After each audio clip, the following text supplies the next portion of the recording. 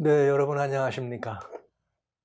시절을 바라보는 많은 사람들은 오늘날 우리 주변에서 일어나는 여러 다양한 현상과 일들을 바라보면서 참 어려워하고 있어요.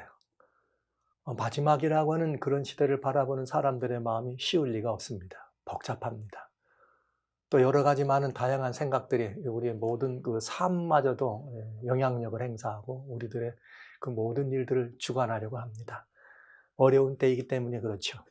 마지막 시대라고 말하기 때문에 그렇습니다. 그러나 사람들이 일어나는 여러 가지 다양한 일들을 바라보면서 말세다 혹은 마지막이다 해서 말세가 되고 마지막이 되는 것은 아닙니다.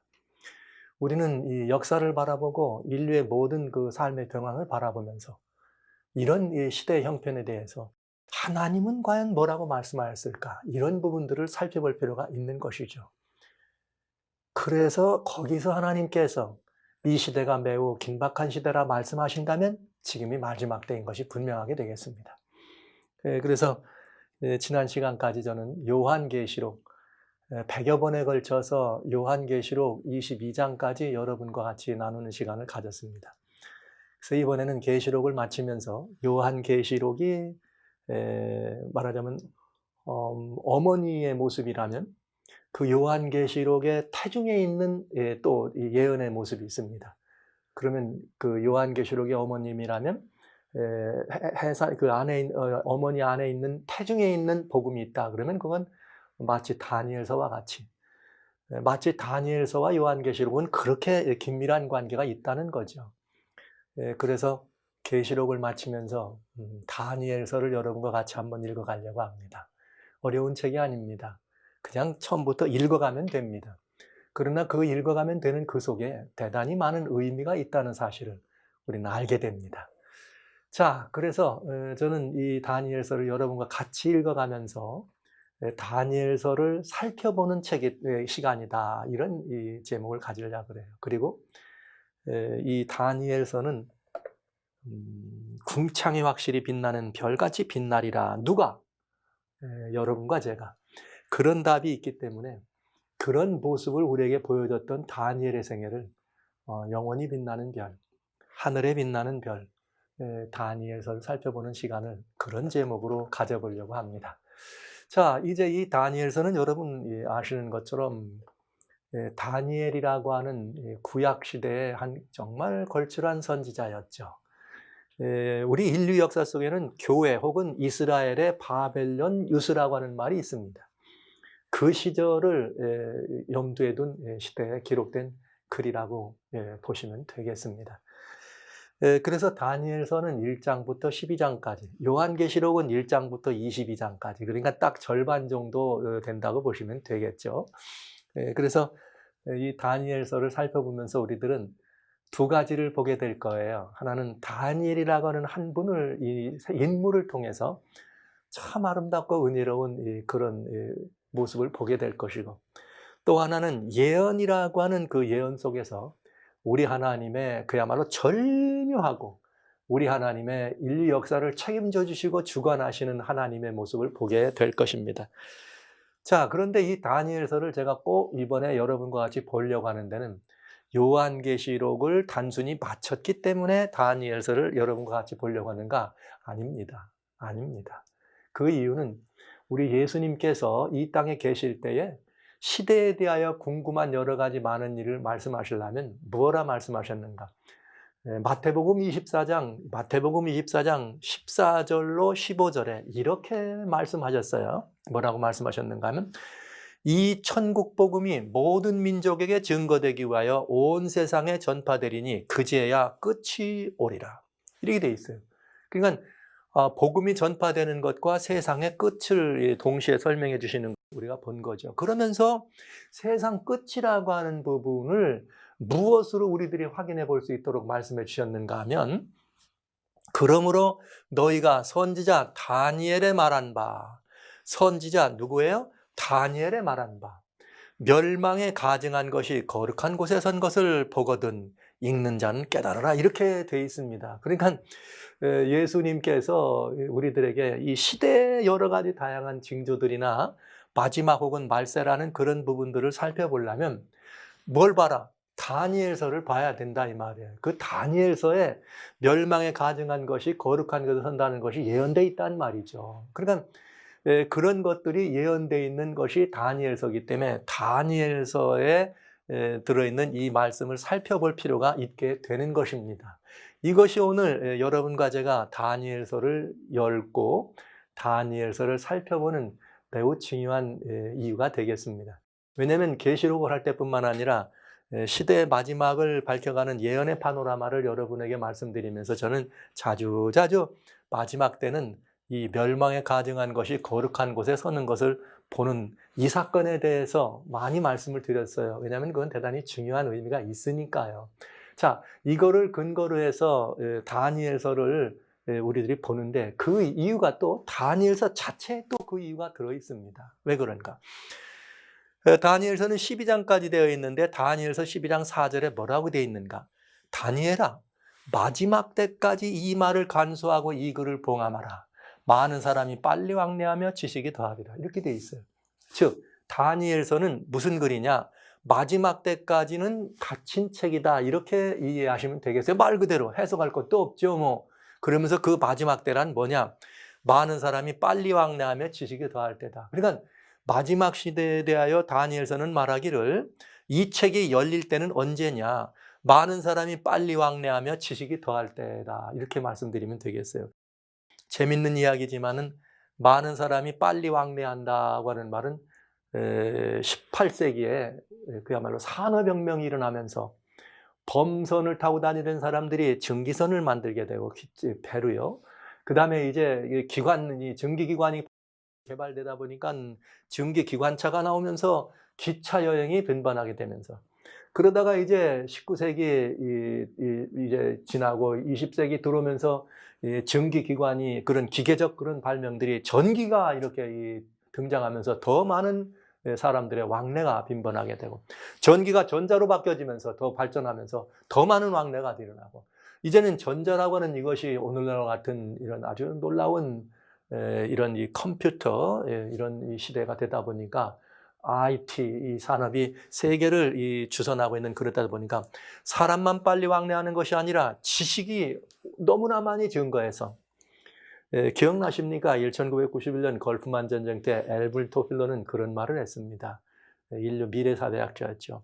자, 이제 우리는 이렇게 이 강철과 실리콘의 싸움에서 강철이 지고 실리콘이 이긴 시대입니다. 그래서 우리는 바야흐로 제3의 물결 시대에 돌입했습니다. 이런 말을 했습니다. 그러면서 제3의 물결이라는 말이 나오게 되면서 그때는 첨단 하이테크란 말이 유행병처럼 퍼지게 됐죠. 그래서 오늘날 우리는 정보통신 산업에 아주 그냥 혁명적 변화가 온 땅을 덮다 보니까 지금은 이제 사람의 이야기할 때 단순한 사업이 아니라 지식도 산업이 되고 정보통신 이런 그 지식 산업이 범람하는 그래서 왕래하며 지식이 더할 때다. 그러니까 여러분 상당히 이 시대하고도 밀접한 연관이 있음을 우리는 암시적으로 알게 되네요. 뭐 제가 달리 해석 안 해도 여러분들도 이 말은 그냥 이해하시게 될 거예요. 예전에는 세계를 여행하는데 배를 타고 가면 뭐 횟수를 따져야 됐겠고요. 그러나 이제는 그냥 배가 아니라 비행기입니다. 그러니까 이 비행기니까 다 하루면은 이제 이 세상을 다닐 수가 있고 지식은 순간적으로 클릭 한 번만 하면은 모든 지식이 통용되는 그래서 사람들이 몸은 왕래가 하루 걸린다 그러지만 지식의 왕래는 순간 초 단위로 가까워졌다. 그만큼 왕래가 빈번하고 지식이 증가한 시대라는 걸 알 수가 있습니다. 그러면서 이 다니엘서는 이 글이 나중에는 열릴 것이라고 하는 말에 대해서 이런 표현을 합니다. 다니엘 12장 9절로 13절이 이게 마지막 절이에요. 다니엘서에. 다니엘아 갈지어다 대저 이 말은 마지막 때까지 간수하고 봉함할 것이나 또 나와요.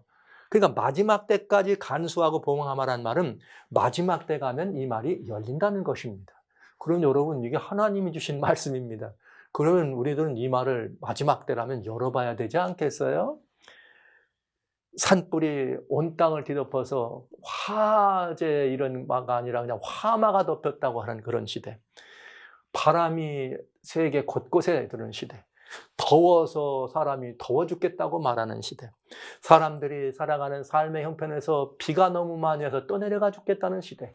이제는 이런 것들이 우리들에게 매우 보편적이고 일반화되어 있는 어느 특별한 이것이 아니라 굉장히 쉽게 우리 곁에서 발견하고 찾아볼 수 있는 일이 있습니다. 2020년, 금년에 저희는 코로나 바이러스라고 하는 이 사실들을 직면하면서 세계적인 대팬데믹 그런 현상 속에 온 세계가 뉴노멀이라고 하는 소셜 디스턴스라고 하는 이런 걸로 인해서 새로운 점입을 예고하고 또 실제 그렇게 살아가는 시대에 들어와 있습니다. 그렇다면 한 번쯤 이 시대에 대하여 마지막이 아닐까? 말세가 아닐까? 이런 생각을 가져보는 것도 아주 당연하고 정당한 일이 되겠죠. 그랬는데 성경은 그 마지막 혹은 말세가 되면 다니엘서는 그때까지는 봉함한다 이 말은 어떻단 말이에요? 그때 가면 열릴 것이다. 그간 살펴봐라 이 말이죠. 그래서 여러분과 제가 이 시간 다니엘서를 살펴보는 시간을 가지려고 하는 것입니다. 그런데 여기 중요한 말이 하나 더 있어요. 다니엘에 대한 이야기면 너는 가서 마지막을 기다리라. 이는 내가 평안히 쉬다가 끝날에는 내 업을 누릴 것이라. 이상한 말이 있네요. 끝날에는 내 업을 누릴 것이다. 자, 마지막을 기다리다가 내가 평안히 쉬다가 끝날엔, 아니, 가만히 있어봐. 그러면 우리는 대개 예수님을 믿는 사람들은 마지막 때 예수님이 재림하신다는 말을 하잖아요. 예수 재림하면은 뭐 영원한 이 상급을 유업으로 받는 것으로 생각하는데 이 말씀은 조금 그 말보다는 조금 앞에 일어나는 일 같잖아요. 쉬다가 끝날에는 내 업을 누릴 것이라. 이 말씀을 좀 한번 찾아보면은 번역된 성경마다 조금씩 다르지만 사실은 쉬다가 끝날에 내 업을 누릴 것이라는 말보다는 쉬지만은 마지막에 내가 일어난다. 다시 will arise, rise again, rise to receive. 그러니까 다시 마지막에 그 업을 위해서 다시 일어날 거라는 거죠. 그러니까 다니엘이 마지막 때 뭐 한다는 거예요? 부활한다는 거죠. 돌아가신 다니엘이 실제적으로 부활한다는 의미인지, 물론 예수님 오실 땐 부활하시겠지만 이 말씀을 가만히 보면은 마지막에 부활을 하는데 그 부활하는 이유가 뭔가 하면 무언가 주어진 말세의 유업을 위해서, 때로는 이 유업이라고 하는 것이 우리가 이게 말하는 유산 아니면 보상 아니면 상급 이런 것들만 우리는 유업이란 말을 대부분 이해하지만 잘 생각해 보면 유업이란 말을 하나로 더 들 수 있죠. 우리가 하늘을 섬기는 일, 이것은 영광스러운 일입니다. 꼭 하나님께로부터 상급을 받는 것만 영광스러운 것이 아니라 하나님을 위해서 우리가 귀한 섬김을 올려드리는 것도 대단히 영광스러운 특권이죠. 그래서 저는 한 번쯤 여기 inheritance나 아니면 allotted portion이나 아니면 allotted inheritance라고 하는 이 모든 것들을 다니엘이 마지막 때에 다시 일어나면 무엇을 하게 되는가? 다니엘에게 주어진 사명이 있구나. 다시 한번 다니엘이 누려야 될 업이 있구나. 영광스러운 업이다.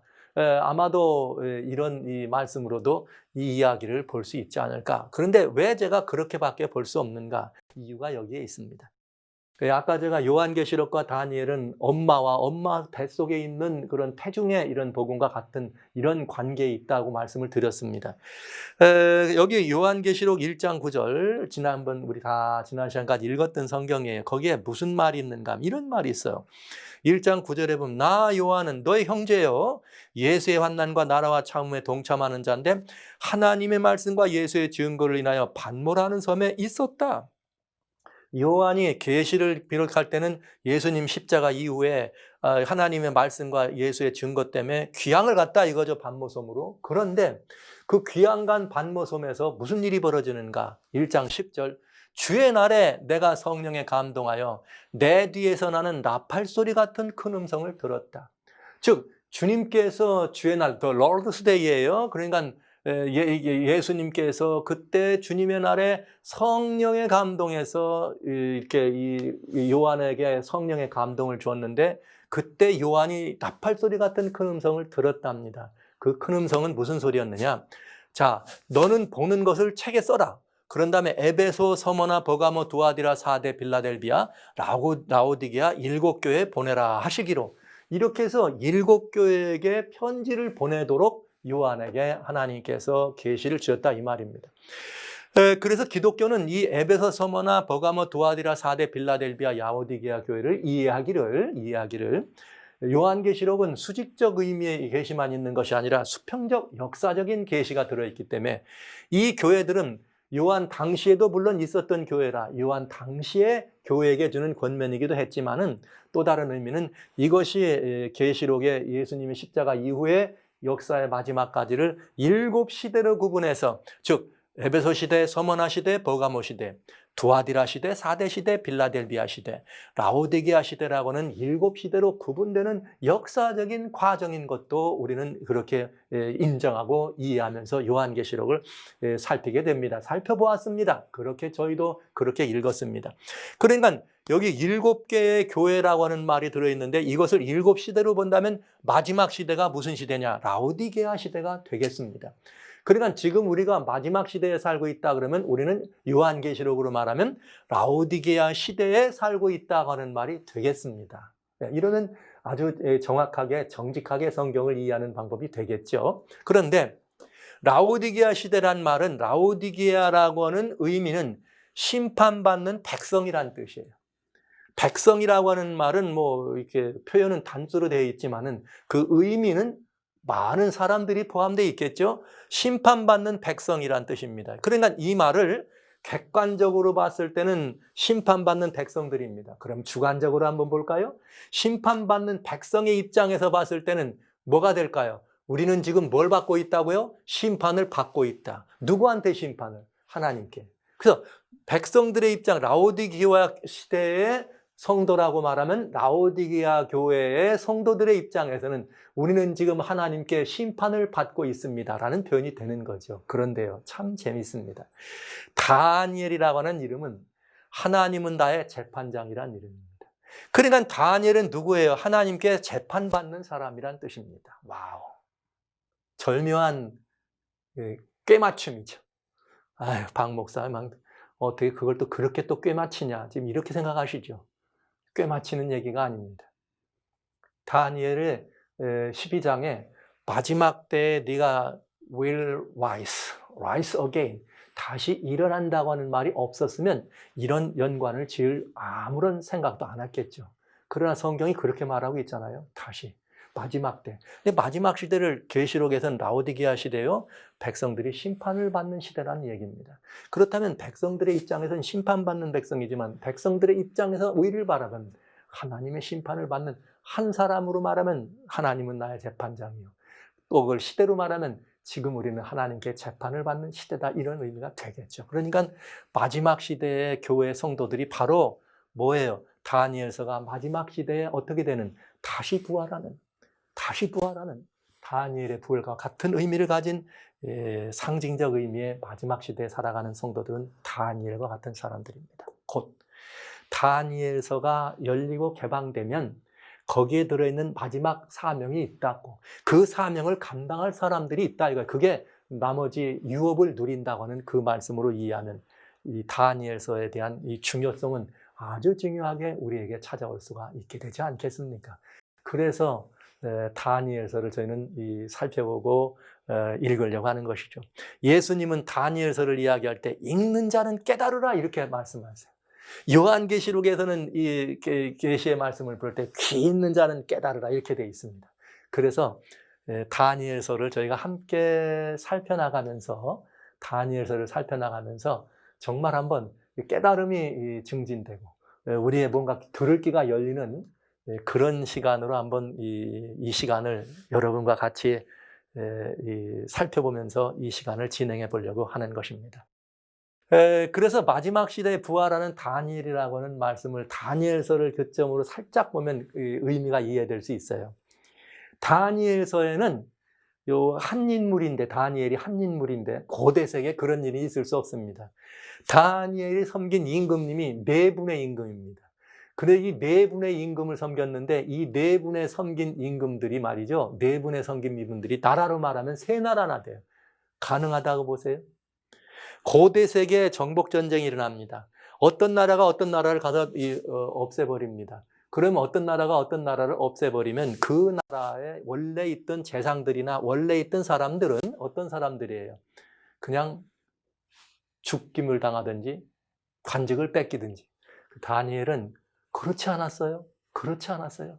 또 한번 보시면 마지막이니까 마지막 얘기만 한번 한다면 다니엘은 뭐라고 되어 있는가 하면 다니엘 1장 21절에 다니엘은 고레스 왕 원년까지 있습니다. 즉 고레스 왕 원년까지 있는데 고레스 왕은 어떤 왕이었는가?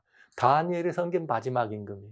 고레스 왕 이전에는 다니엘 6장에 나오는 다리오 임금입니다. 그 다리오 왕 이전에는 누구였는가? 5장에 나오는 벨사살 임금입니다. 벨사살 임금 이전에는 누구였는가? 1장부터 4장까지 나오는 느부갓네살 임금입니다. 나라로 말하면 세 나라예요. 나라로 말하면 바벨론이 있고요. 그 다음에 다리오라고 하는 임금은 아마 고레스 그 페르시아를 말하니까 이게 두 나라 이렇게 됐다고 치면 원래 다니엘이 여기 가기 전에는 유대 나라니까 그때 당시에 유대 사람은 말하자면 엘리야김이라는 왕이었고 여호야김이라고 하는 왕이었으니까 이렇게 우리는 살펴볼 수가 있겠네요. 자, 그런데 고레스 왕 원년까지 있다는 말이 대단히 중요한 의미가 있어요. 그게 왜 그런가?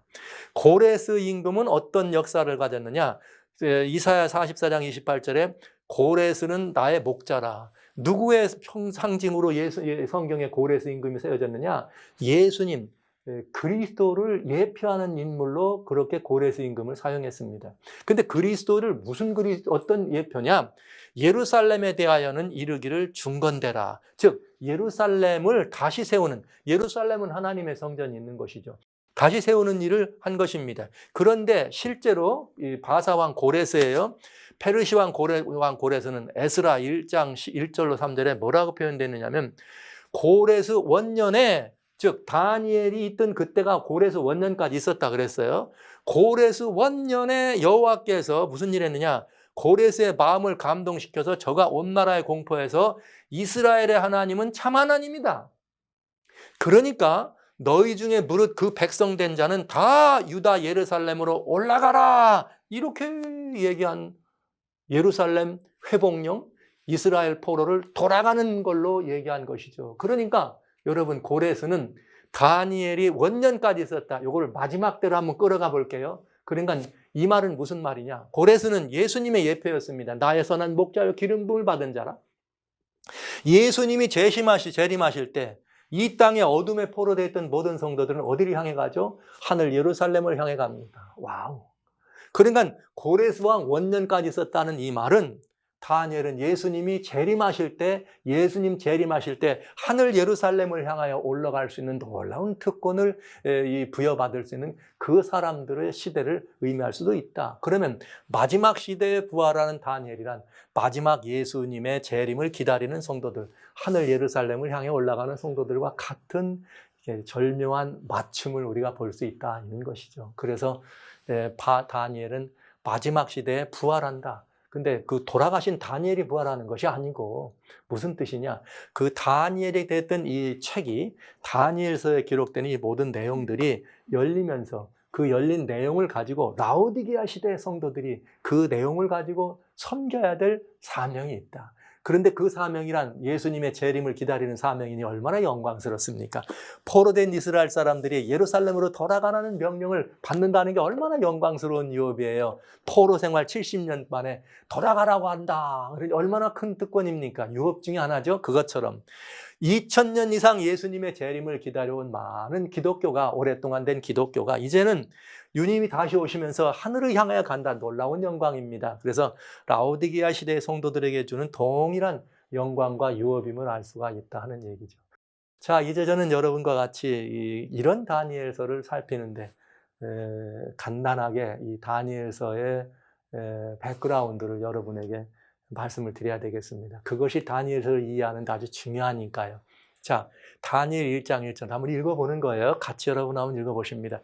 유다왕 여호야김이, 원래 제가 아까 말한 엘리야김이라고 하는 말은 원래 여호야김의 원래 이름이 엘리야김, 유대 이름으로 그거를 애굽왕 느고라고 하는 임금이 여호야김이라는 말로 이름을 바꿨어요. 그래서 역사는 그냥 여호야김이라고 하는 이름으로 이렇게 기록된 것이죠. 유다왕 여호야김이 위에 있은 지 3년에 바벨론 왕 느부갓네살이 예루살렘에 이르러 그것을 에워쌌더라. 이렇게 되어 있습니다. 자, 유다 왕 여호야김이 위에 있은 지 3년에 바벨론 왕 느부갓네살이 예루살렘에 이르러 그것을 에워쌌더라. 도대체 왜 바벨론은 예루살렘을 에워싸고 공격했을까요? 왜 바벨론은 저 메소포타미아의 끝지방에 유프라테스와 티그리스 강인 그 끝꼬리에 있는 오늘날로 말하면 이라크 변병이죠. 페르시아만이 있고 지중해가 있습니다. 여기 아라비아 반도가 있다면 이런 이 곳에서 이 끄트머리에 있는 먼 길에 있던 바벨론이라고 하는 나라가 왜 이쪽 끝에 있는 예루살렘에 있는 이스라엘을 왜 이 먼 길을 돌아서 공격을 했는가? 이런 것들은 한 번쯤 우리가 돌아볼 필요가 있는 이야기죠. 왜 그랬을까?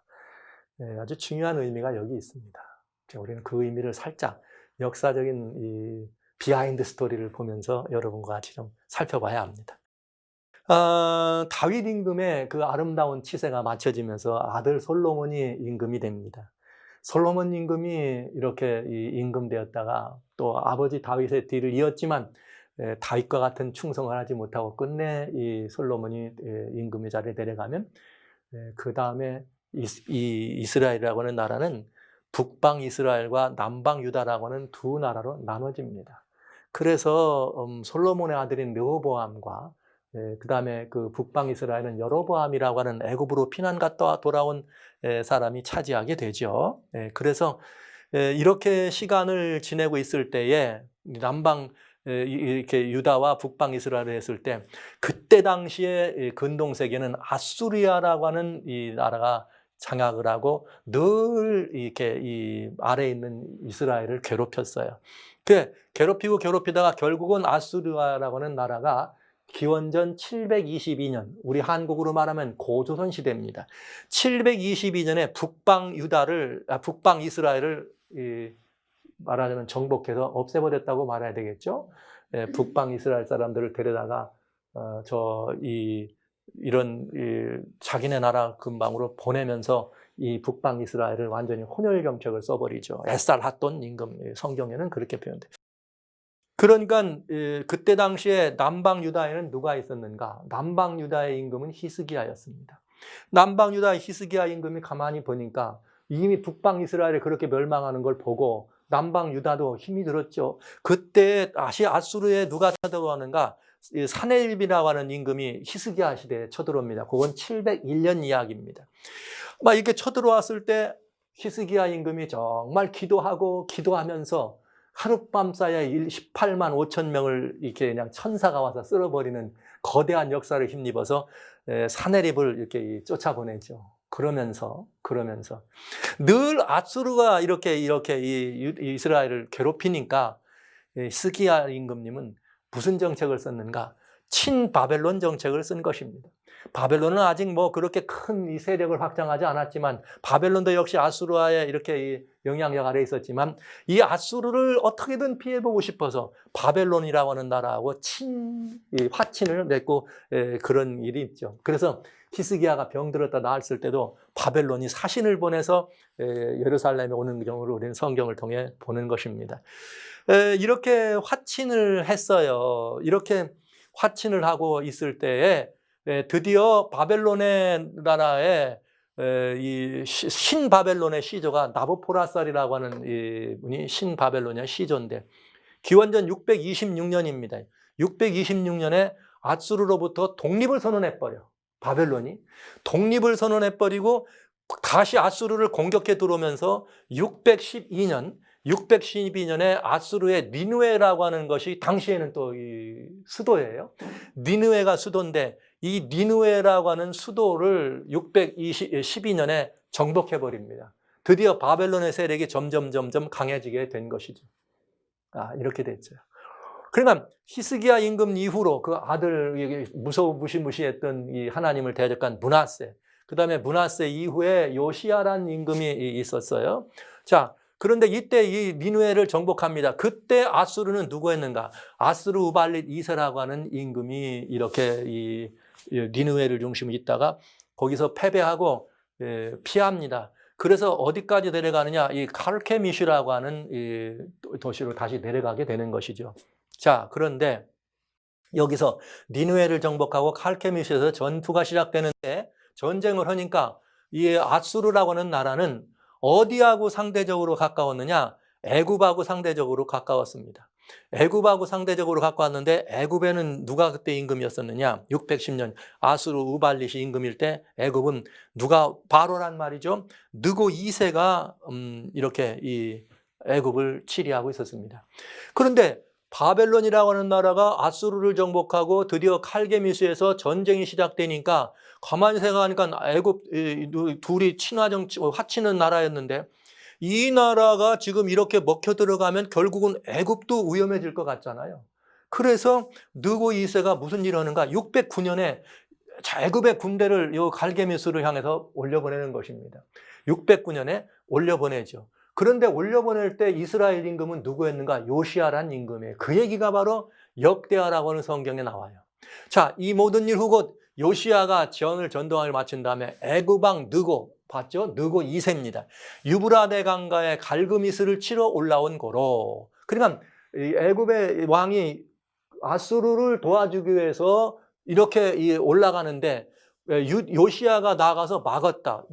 이스라엘은 어느 나라와 좋은 관계였다고요? 바벨론과.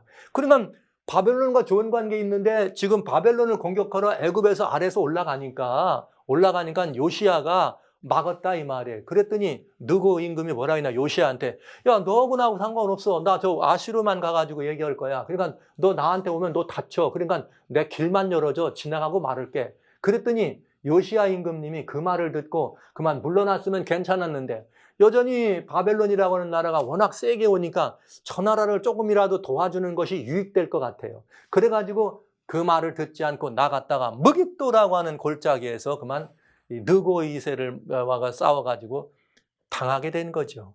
갈게미스 전투가 있는데 지금 애굽에서 올라가는 과정이니까 무깃도라고 하는 곳은 이렇게 이스라엘 골짜기라고도 하고 아마겟돈 말은 무깃도 골짜기라고 하는 거기에 나가서 결국은 유명하게 이 얘기하는 계시록에 나왔던 이 아마겟돈과 같은 무깃도 거기에 나가서 요시아 임금이 죽습니다. 그래서 여러분 신앙생활 하시는 분들이 선지자를 얘기할 때 예레미야 선지자를 얘기하면 눈물의 선지자라고 말하죠. 눈물의 선지자.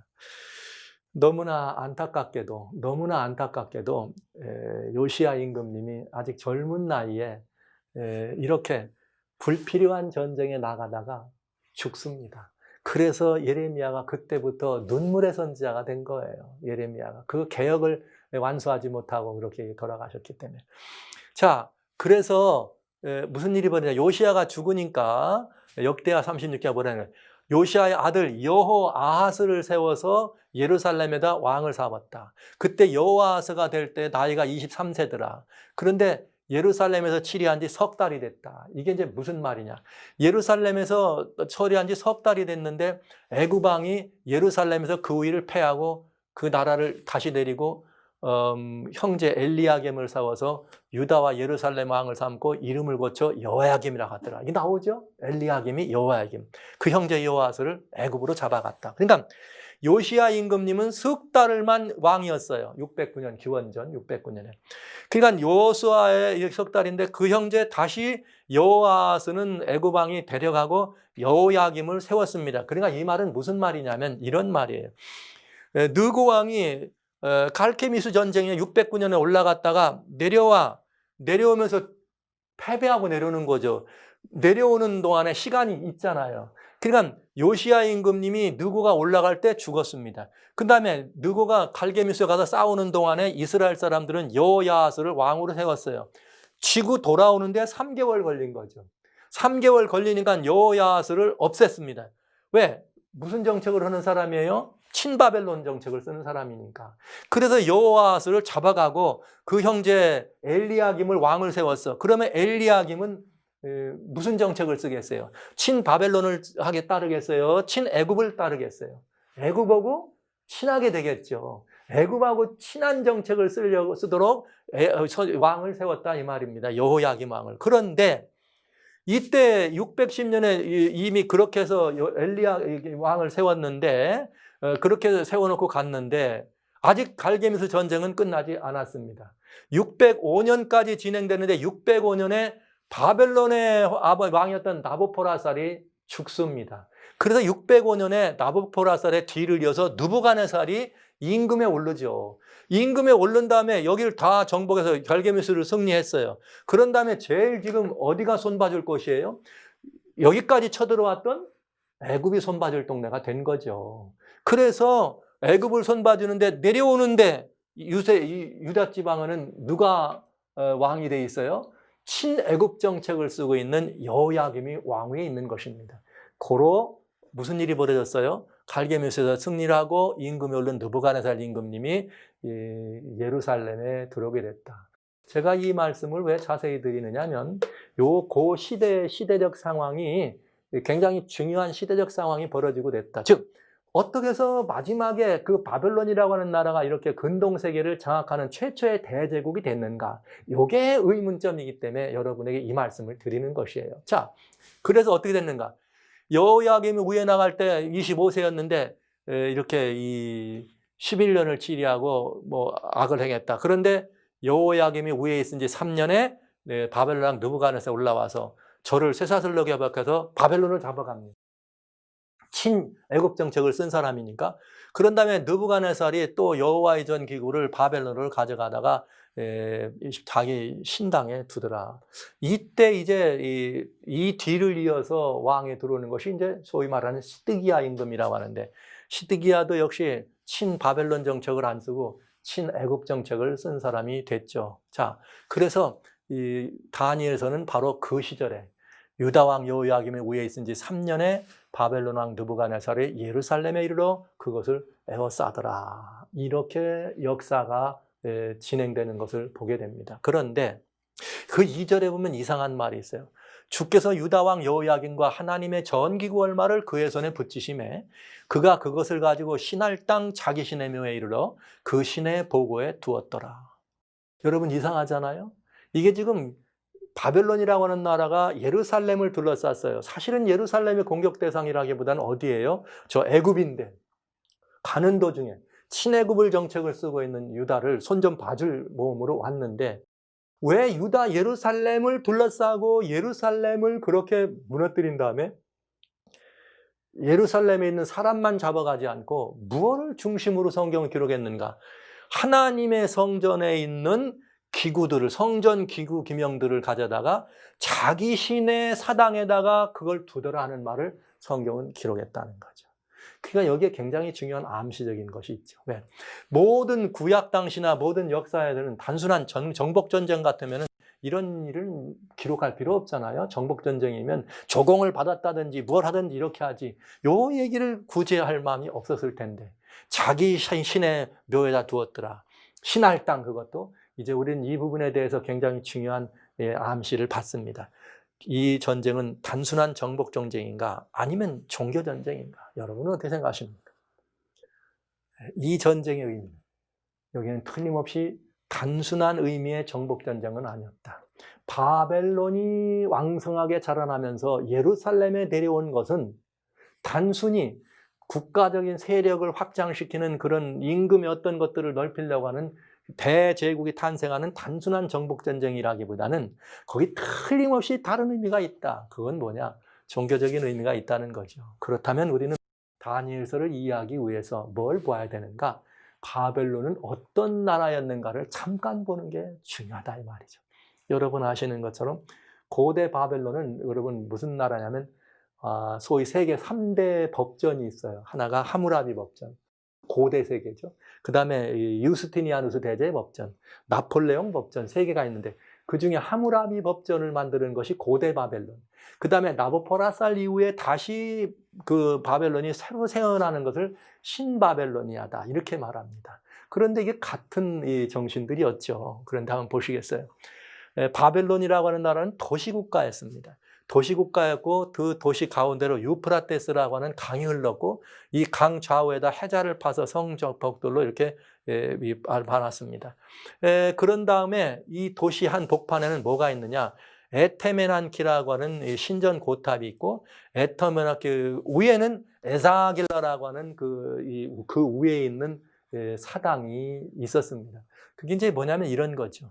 이렇게 에타메난키는 신전고탑이라고 하는 이런 탑으로 되어 있는 이 바닥 기초가 되어 있어요. 기초. 그다음에 이 꼭대기에는 뭐냐? 사당을 지었는데 이 사당을 에사길라라 이렇게 말했다는 것이죠. 그러니까 에테메난키는 이 사당의 기초가 되는 것이었다. 그다음에 에사길라는 사당, 즉 자기 신의 묘라고 하는 그 자기 사당이 에사길라가 되겠습니다. 그런데 이 이름이 아주 중요해요. 보시죠.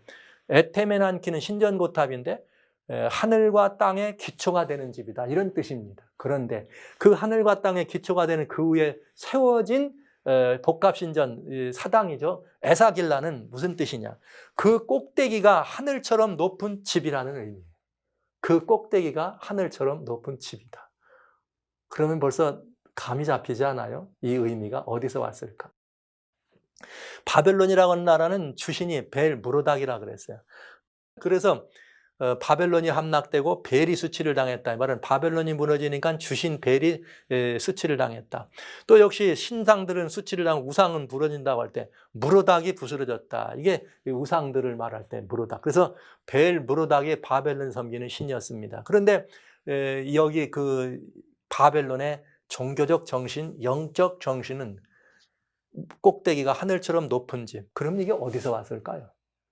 우리는 이것이 어디서 왔는지 금방 알아볼 수 있죠. 자, 창세기 11장에 보면은 무슨 말이 나오는가? 이에 그들이 노아 홍수 이후입니다. 동방으로 옮기다 신할 평지. 와우. 다니엘 1장 1절에 바벨론의 신전 있는 자기 신의 묘가 있는 것이 어디라 그래요? 신할 땅 자기 신의 묘다. 이렇게 돼 있어요. 근데 그때 실제 신할 평지가 언제 나와요? 창세기 11장에 신할 땅이 나옵니다. 그러니까 신할 평지를 만나서 거기다가 뭘 했느냐?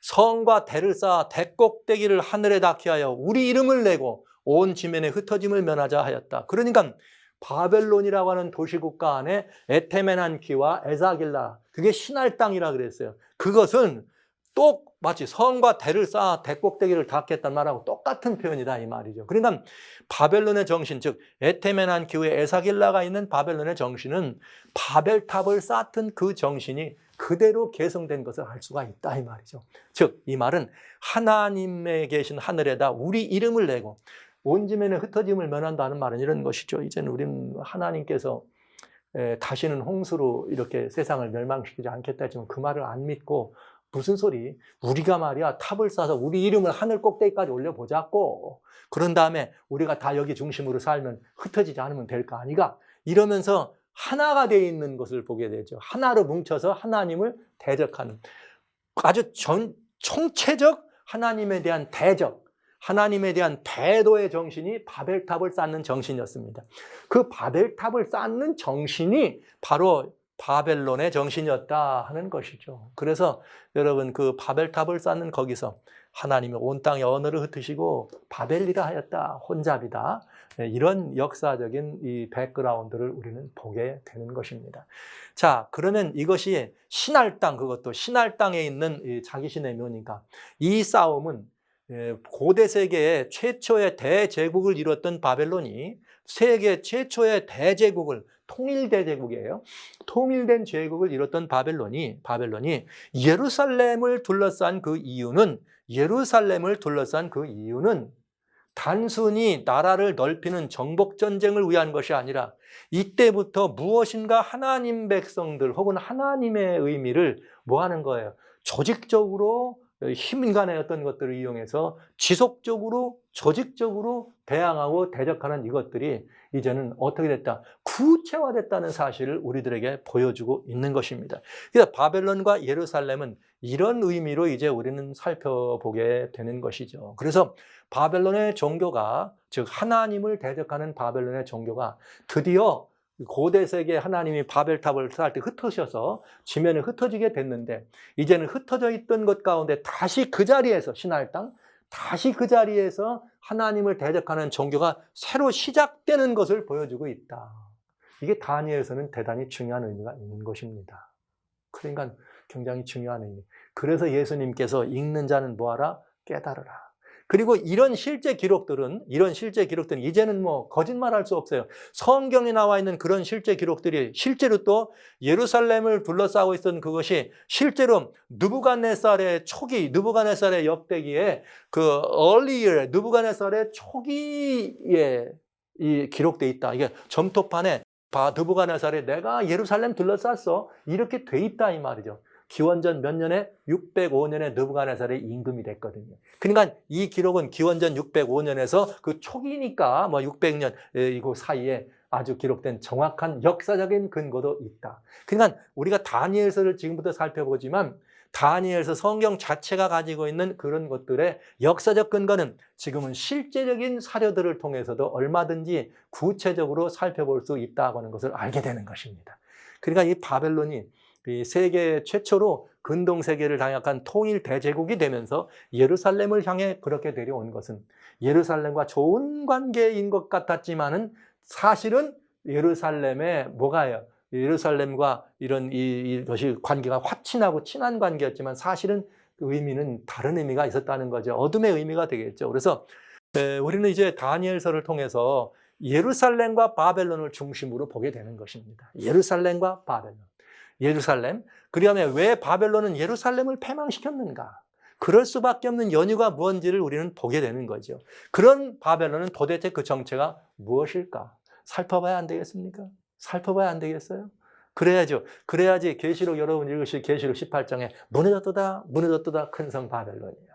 왜 바벨론이 거기에 마지막 때 등장하는가? 예수님은 왜 다니엘서를 읽으면 알 수 있다고 하셨는가? 우리는 알 수 있죠. 그래서 빛의 세력과 어둠의 세력, 예루살렘과 바벨론, 정치적 권세와 종교적 권세, 그리고 마지막 시대를 위한 역사적인 교과서라고 하는 사실을 우리는 잠깐 짤막하게 다니엘서가 기록된 역사적 배경과 그 다음에 그 다니엘서가 기록된 배경만 아니라 그 시대에 왜 이런 일이 일어났는지에 대한 그것을 우리가 알기 위해서 살짝 지난 역사적인 배경들을 보았습니다.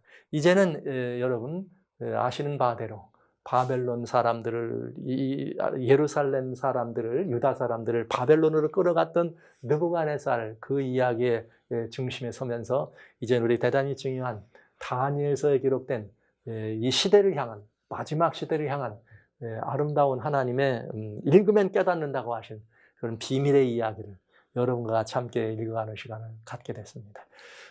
여러분 한번 정신을 바짝 차리셔서 다니엘서를 함께 지금부터 읽고 살펴보는 시간을 갖습니다. 이제 오늘은 다니엘 1장 1절과 2절만을 중심으로 이렇게 왜 이 글이 기록됐고 왜 이것이 우리가 그때를 아는 것이 의미가 있는지만 여러분에게 말씀을 드렸네요. 자, 이제 3절부터 계속해서 읽어보겠습니다. 이 다니엘과 함께한 그 세 친구 얘기는 늘 우리의 가슴을 설레게 하고 아주 감동이 있고 때로는 막 이렇게 격발케 하는 그런 이야기들이 있죠. 흥미진진한 신앙의 영웅이었던 다니엘의 이야기. 그리고 영웅이 살아갔던 한 시대. 이런 그 시대, 영웅 시대입니다. 그 시대에 대한 이야기를 오늘은 봤습니다. 영웅의 탄생을 우리는 보게 된 것입니다. 정말 빛나는 신앙의 정말 영원히 지지 않는 스타 탄생을 그 시대적 배경만 오늘은 보았습니다. 그럼 이제 다니엘 1장 3절부터 여러분과 같이 자세히 한번 살펴보도록 하겠습니다.